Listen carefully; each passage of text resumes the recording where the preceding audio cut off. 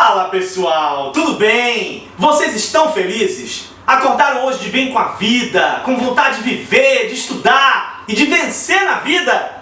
Essa é a vontade que nos guia e hoje tem a América Espanhola aqui no História in Loco. A gente vai conversar sobre os movimentos de independência dessas colônias hispânicas e vamos ver o resultado de todo esse processo. É imperdível, não sai daí não, fica com a gente, chama a vinheta!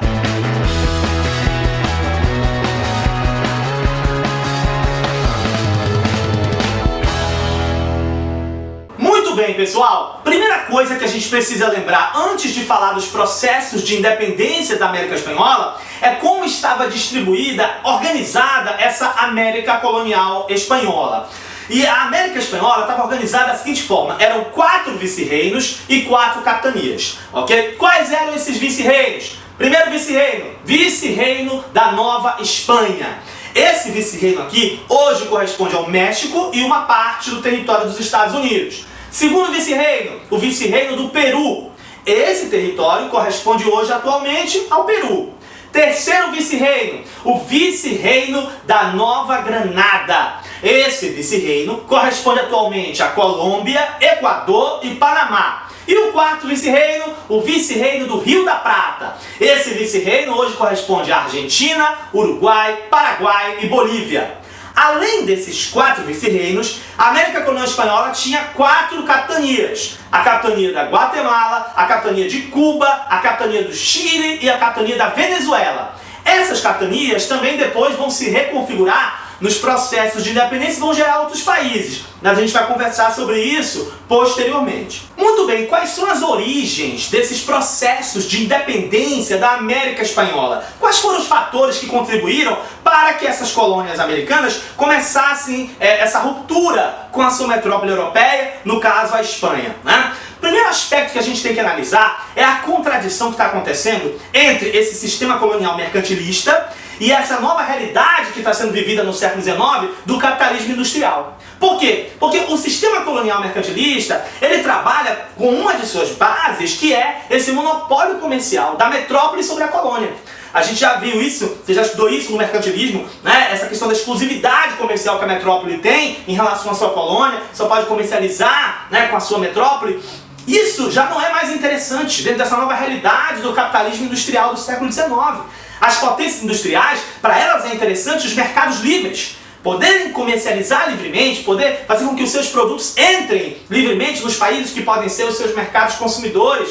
Então isso representa um entrave, não só para as potências industriais, no caso da Inglaterra, como também para as elites coloniais, né, dentro das próprias colônias. Elas também já não estão mais processando esse, entre aspas, né, que hoje a gente não está mais chamando de pacto colonial, está chamando de exclusivo comercial, mas durante muito tempo foi chamado de pacto colonial, né? Então isso já é uma rota de colisão aí. Outra contradição é que dentro desse sistema mercantilista que se constituiu, especialmente ali na América Espanhola, que é o nosso tema de hoje, a base desse sistema ela foi utilizada utilizando a mão de obra escrava ou a mão de obra do trabalho compulsório, né? No caso da América Espanhola, a mita, a encomenda, né? Que a gente viu a exploração do trabalho dos nativos dentro desses dois sistemas. Então, essa exploração da mão de obra via trabalho compulsório, via escravidão, né? Ela também já não é interessante dentro dessa realidade do capitalismo industrial do século XIX. Por quê? Se critica no século XIX a escravidão por 3 fatores principais. Primeiro, por questões humanitárias. Segundo, porque escravo não gera mercado consumidor. Né? E as potências industriais querem o quê? Elas querem mercados consumidores. Escravo não é mercado consumidor. E terceiro, porque o capital que era investido na aquisição de escravos podia ser redirecionado para outras atividades ligadas ao consumo industrial. É muito mais interessante. Então é uma outra rota de colisão essa questão da manutenção da exploração do trabalho compulsório e também do trabalho escravo. O segundo aspecto importante que ajuda a explicar as origens dessas independências da América Espanhola é um choque de interesses entre os interesses da colônia e os interesses da metrópole. Por quê? Porque esse é o momento em que nós temos a difusão de ideias iluministas, não somente na Europa, mas também aqui na América. A gente sabe que essa elite colonial, ela mandava os filhos estudarem na Europa, muitos deles voltavam com essas ideias martelando na cabeça, e há uma nova forma de ver.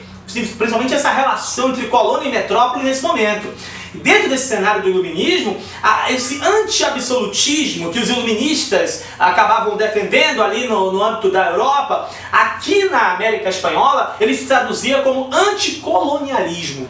A gente começa a questionar esse domínio da metrópole sobre a colônia, e isso começa a ser repaginado, reinventado na mente das pessoas aqui, especialmente dessa elite colonial. Então isso é interessante perceber que ela vai dar um embasamento ideológico, isso vai dar um embasamento ideológico que essa elite colonial precisa para começar a repensar essa dominação da metrópole sobre a colônia.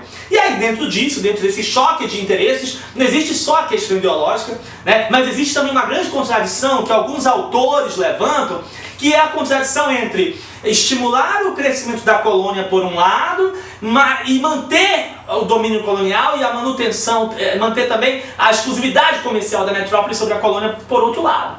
Existe uma grande contradição aí. Por quê? Por um lado, a Espanha ela precisa estimular um certo desenvolvimento da colônia para poder continuar explorando as riquezas dessa colônia.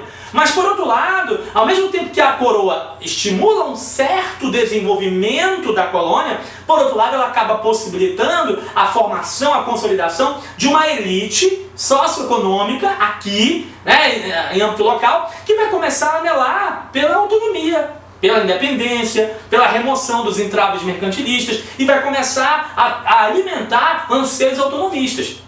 Isso é interessante perceber, por exemplo, no reinado do Carlos III, o rei da Espanha no período de 1759 a 1788. O Carlos III, ele é considerado por muitos um déspota esclarecido, Ele fundou escolas, ele fundou universidades, ele expulsou os jesuítas, ele modernizou a administração, mas ao mesmo tempo que ele desenvolveu essas medidas, por outro lado, ele enrijeceu o controle fiscal sobre as colônias espanholas.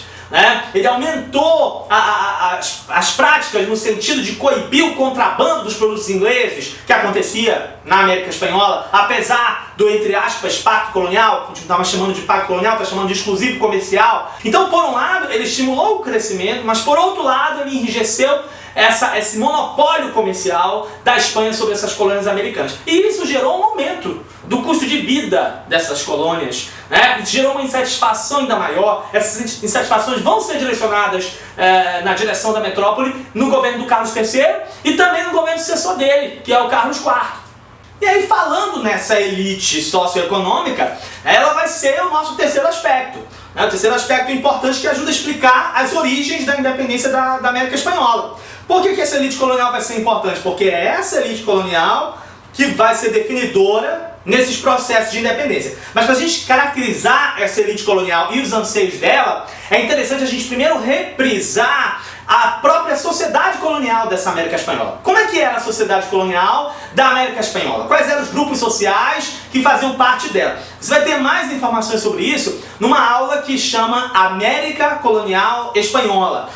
Esse vídeo está sendo ainda preparado, mas assim que estiver pronto, você acessa lá, vai lá, América Colonial Espanhola. A gente vai falar sobre a estrutura colonial, economia, sociedade, toda essa parte aí com mais detalhes. Mas para esse momento aqui, eu preciso apenas que você lembre quais são os principais grupos sociais dessa sociedade colonial da América Espanhola. Vamos dar uma olhada? Vamos nessa! Primeiro grupo social importante que você vai encontrar aí é os chapetones. Os chapetones são mais ou menos 300 mil pessoas e eles são aqueles espanhóis que são espanhóis natos, Eles nasceram na Espanha. Aqui na América, eles ocupam os mais altos cargos da administração da coroa espanhola. E eles são chamados também de peninsulares. Os crioulos tinham o hábito de chamar esses chapetones de godos, por causa da origem visigótica dos espanhóis. Mas isso naquela época tinha um sentido pejorativo, não era muito interessante. O segundo grupo é o grupo dos crioulos. Os crioulos eram mais ou menos 3 milhões de pessoas e o crioulo ele é o descendente de espanhol que nasceu na América. Esse crioulo ele pode ser um latifundiário, ele pode ser um proprietário de mina, pode ser um comerciante urbano, pode ser um profissional liberal ou pode ser um membro do baixo clero. Além disso, nós temos os mestiços, eram 5 milhões. O mestiço é o descendente do espanhol com o índio. Geralmente o que o mestiço faz? Geralmente o mestiço trabalha com pequeno comércio ou trabalha com artesanato. Além do mestiço, nós temos os índios, que eram 10 milhões, e eles eram explorados ou na mineração ou na agricultura. E temos os negros, que eram mais ou menos 800 mil, e eram escravos que eram utilizados nas plantations tropicais aqui da América Espanhola. Dentro desses grupos que nós observamos, um grupo é o que vai nos chamar a atenção, essa elite crioula. Você percebeu que nós temos uma elite crioula aqui, que ela não é homogênea, ela não é uniforme, tem latifundiário, tem proprietário de terra, nós temos proprietário de mina também, tem o pessoal ali do clero, ou seja, é uma elite que não é homogênea, mas que vai desenvolver interesses comuns. E quais serão os interesses comuns que essa elite crioula vai desenvolver? Eles querem participação política. Os mais altos cargos administrativos são reservados para os chapetones. E eles querem também liberdade comercial. Eles querem remover os entraves que esse monopólio da metrópole acaba trazendo sobre essa colônia. Além dos interesses dessa elite crioula, que a gente acabou de ver, nós temos também na América Espanhola nesse momento os anseios populares. Os anseios do povo, dos mais pobres, que querem mudanças. O povo ele quer terras para plantar, o povo quer melhores condições de trabalho, o povo quer igualdade de direitos nessa América Espanhola que eles não têm. Então nós vamos ver alguns movimentos populares surgindo nesse momento aí também na América Espanhola e que vão sinalizar para isso, não só para um processo de independência em relação à metrópole, mas vão sinalizar para um desejo de mudança social. Um último aspecto importante que a gente poderia sinalizar para ajudar a explicar as origens da independência da América Espanhola é o cenário europeu, as mudanças no cenário europeu que vão acabar repercutindo aqui na América.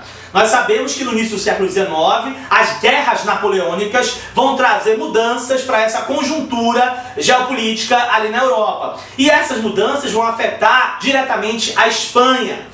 E essas mudanças que afetam a Espanha acabam repercutindo aqui na América Espanhola. Nós vamos conversar mais sobre isso, sobre esse cenário, porque a gente vai ter uma aula específica sobre isso, sobre a mudança no cenário europeu, o que está acontecendo na Espanha e o reflexo disso aqui na América é o tema do nosso próximo vídeo. Para esse momento, o que a gente precisa fixar? Todos esses fatores em conjunto vão contribuir para que essas colônias espanholas comecem a alimentar o desejo de conquistar a sua autonomia. Como nós podemos dividir esses processos de independência da América Espanhola? Nós podemos dividir em 3 grandes etapas. A primeira delas seriam aqueles movimentos precursores que acontecem entre 1780 e 1810. Nesses primeiros movimentos, o que a gente vai perceber? Nós temos movimentos populares que estão levantando bandeiras não só em relação à autonomia da colônia em relação à metrópole, mas também bandeiras de mudanças sociais. Que exemplos a gente pode trazer dentro disso? A gente pode trazer o exemplo aí da rebelião do Tupac Amaru II, que acontece ali no Peru, 1780. A gente vai conversar sobre essa rebelião com mais calma depois. É um exemplo disso. Ainda dentro desse cenário dos movimentos precursores, a gente tem o caso da Venezuela, por exemplo, com o Francisco de Miranda, o levante que ele realizou ali, que a gente também vai conversar sobre ele. Então, são exemplos dessa primeira etapa, que são os chamados movimentos precursores, de 1780 a 1810. Uma segunda etapa seriam as rebeliões que nós dizemos que são as rebeliões fracassadas.